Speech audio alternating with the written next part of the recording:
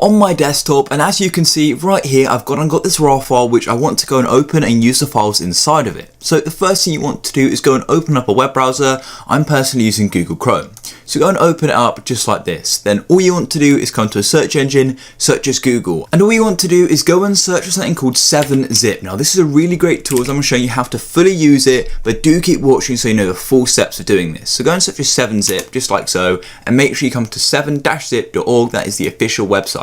Then all you want to do is come to this top menu up here, and as you can see we've got a few different options. So either you want to go and download the 64-bit if you've got a 64-bit system, or the 32-bit. To go and check about your system, come down to the search icon just here and go and search for system information just like so. So you get this icon here, go and click on it, and as you can see my system type is x64, meaning it's 64 bits. We can come and close off of this, and now I'm going to go and click on download on our 64-bit system. As you can see, it's only 1.5 megabytes. Then all you need to do is go and locate the download we just did. So mine is at the bottom of my browser, but yours may be in your downloads folder in File Explorer. So go and look for that if you can't find it.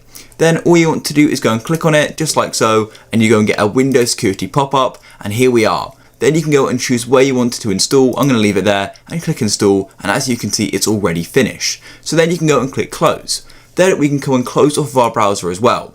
Then all you want to do is come back to your RAR file, click on it once and then right click on it, and all you want to do is go and click on 7-zip. As you can see we've got a ton of options here.